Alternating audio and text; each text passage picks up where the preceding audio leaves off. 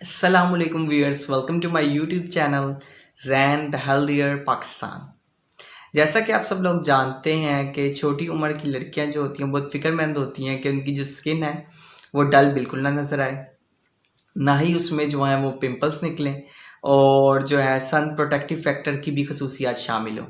और ऐसी ख़वातीन जिनकी एज जो है वो 30+ है और वो चाहती हैं कि उनकी कोई ऐसी क्रीम इस्तेमाल की जाए जिसमें जो है जो सन ब्लॉक का भी काम दे और साथ में जो है ना रिंकल्स नुमाया हो ना पिंपल्स पड़े।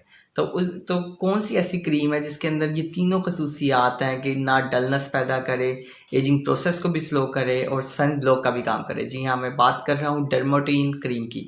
डर्मोटीन क्रीम के अंदर जो है शामिल होता है लिकोराइस प्लस जोजोबा ऑयल और कुछ इसके अंदर ऐसे की इंग्रेडिएंट्स हैं जो इसको जो है जो एंटी एजिंग का भी जो काम देंगे, साथ में जो है वो स्किन को डल भी नहीं होने देंगे और रिंकल्स से भी प्रिवेंट करेंगे और साथ ही साथ सन प्रोटेक्टिव फैक्टर की या सन ब्लॉक की भी खसूसियात देंगी।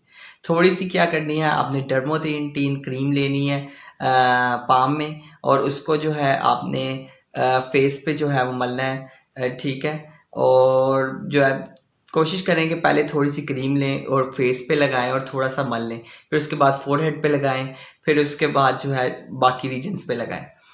और डर्मोटीन क्रीम जो है वो फेस से लेकर नेक तक पूरा जो है वो मल लें, ठीक है। और इससे ये होगा कि जो है रिंकल्स भी नहीं बनेंगे, स्किन डल भी नहीं होगी, स्किन ब्राइट भी होगी और स्पॉट फ्री भी हो जाएगी, आपको पिंपल्स का भी कोई ख़तरा नहीं।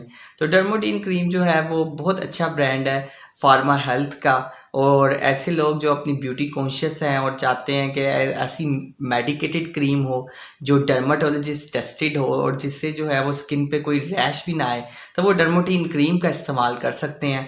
बहुत सी ख़वातीन जो है वो डर्मोटीन जो है वो क्रीम इस्तेमाल करती हैं, इवन जो है वो फेयर होने के लिए भी जो है ये बहुत अच्छी क्रीम है और फौरी तौर पे जो है वो जज्ब होती है और अपना असर दिखाती है।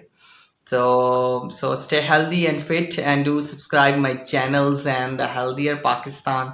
शुक्रिया। और अगर आपने कोई डर्मोटीन के हवाले से कोई सवाल पूछना है तो नीचे कमेंट करें। शुक्रिया।